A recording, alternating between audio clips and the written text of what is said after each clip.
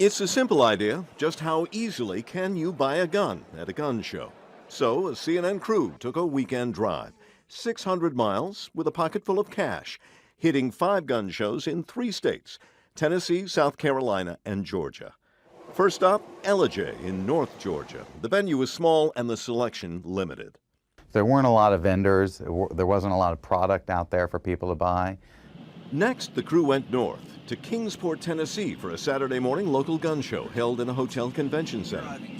It was a Smith & Wesson MP 45 caliber semi-automatic that first caught our producer's eye. Asking price $625. It's nice. I mean, it's not brand spanking new, but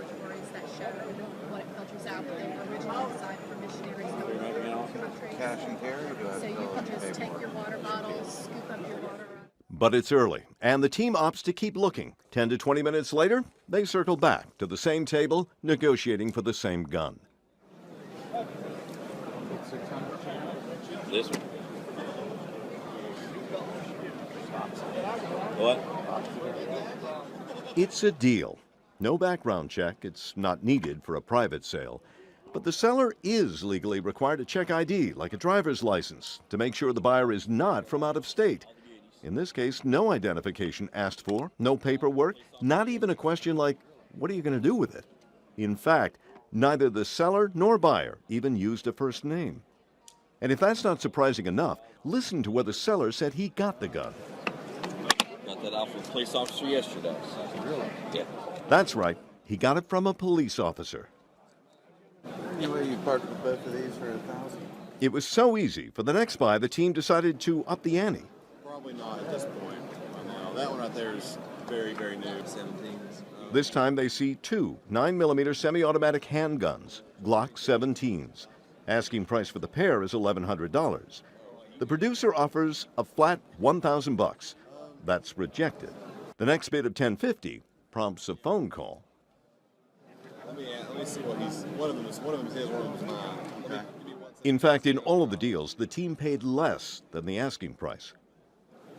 All right. We can do $1,050.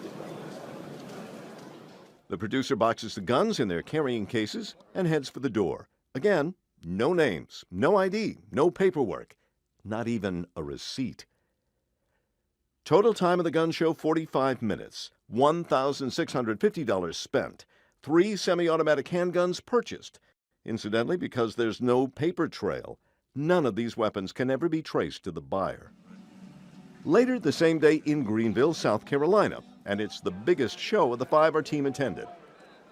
After wandering the floor, our producer spots this gentleman carrying a semi-automatic rifle on his shoulder.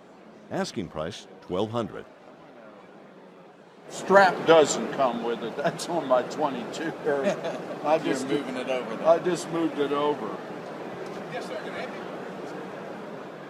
The Bushmaster XM15, as it's known, is a semi-automatic only civilian version of the M16 U.S. military rifle, first introduced in the Vietnam War and still used by U.S. troops today.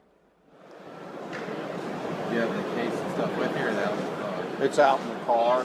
I just didn't want to Carry it all around. Yeah, I brought it to a gun show a couple of weeks ago in Columbia, and the case this big and bulky, and there were so many people in there, I kept banging people, and that's why I didn't bring it with me.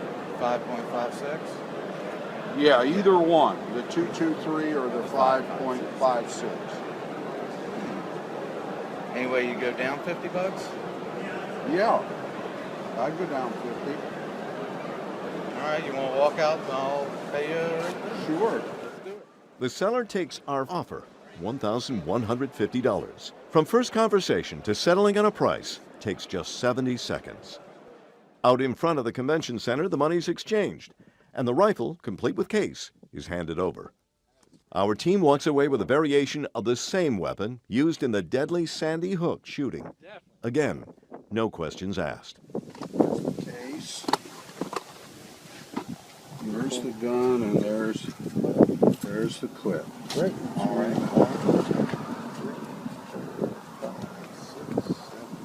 8, 9, 10, 11, 50. Okay. Thank you very much. I appreciate it. Thank you. We should make clear that there were 3 instances, one in each state, where the team was asked for ID, including during this potential sale in Tennessee. Nice. So where you from? Georgia. Yeah, that's our Tennessee license. Promise. So we need. Yeah, I know he'd like to sell it. Without proof of residency, the seller refuses the deal, and our team walks away. Our total weekend weapon haul is 3 semi-automatic handguns with extra magazines and 1 semi-automatic rifle with a 30-round magazine. Total spent $2,800.